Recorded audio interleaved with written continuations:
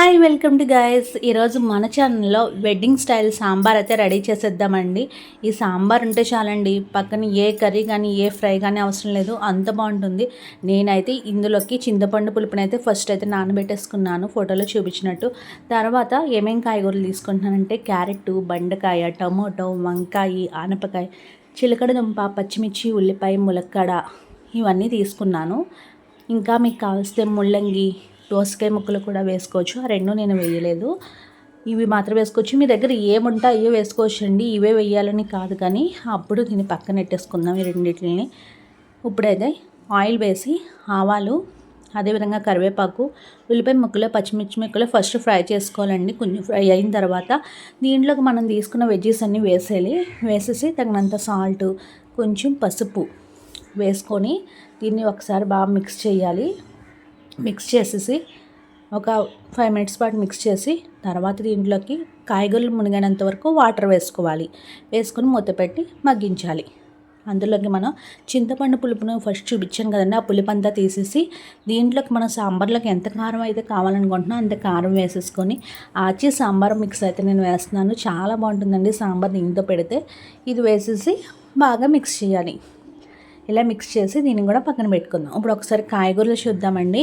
కాయగూరలు అయితే నాకు మూత తీసి చూస్తే ఇలాగా కాయగూరలు అయితే నాకు ఒక 70% అయితే ఉడికినాయండి. మిగతా 30% మనం చింతపండు పులుపు పప్పు వేసిన తర్వాత ఉడకబెట్టుకుంటాం కాబట్టి ఈ మాత్రం ఉడికితే సరిపోతుంది. ఇప్పుడు ఇందులోకి మనం రెడీ చేసుకున్న చింతపండు పులుపు మొత్తం వేసేయాలి.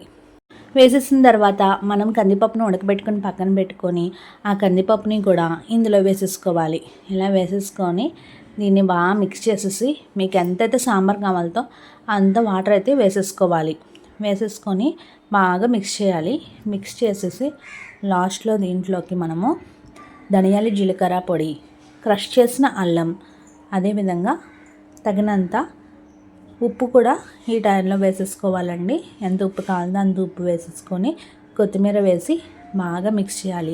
అల్లము, ధనియాలు, జీలకర్ర పొడి వేయడం వల్ల మంచి ఘాటు ఫ్లేవర్ వస్తుందండి. చాలా బాగుంటుంది తినడానికి.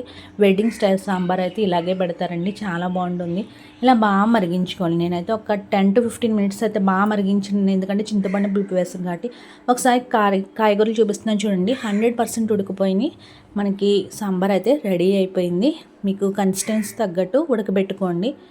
తర్వాత దీంట్లోకి మనం పోపు అయితే రెడీ చేసుకోవాలి. నేనైతే ఇందులో ఆయిల్ వేయట్లేదండి, పోపుకి నెయ్యి వేసి చేస్తున్నాను. నెయ్యిలో జీలకర్ర, ఫస్ట్ ఆవాలు వేసాం కాబట్టి ఆవాలు స్కిప్ చేసి జీలకర్ర, ఎండుమిర్చి, కరివేపాకు వేసి దీంట్లోని కొంచెం ఇంగు వేస్తున్నాను. ఇంగు వేయడం వల్ల సాంబార్ టేస్ట్ అనేది ఒక్క రకంగా ఉంటుందండి, అంత బాగుంటుంది. ఇలా వేసుకొని ఇందులో వేసేసుకోవడమే పోపు.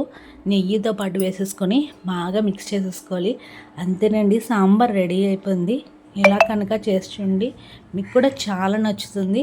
నేనైతే సాంబార్లో వెజ్జెస్ ఎక్కువ ఉన్నాయి కాబట్టి పక్కనైతే చేప ఫ్రై పెట్టుకున్నాను. సూపర్ ఉంటుందండి కాంబినేషన్. ఎప్పుడైనా ట్రై చేయండి, నచ్చుతుంది. మీకు ఎలా కుదిరిందో నా కామెంట్ బాక్స్లో తెలియజేయండి. Thanks for watching.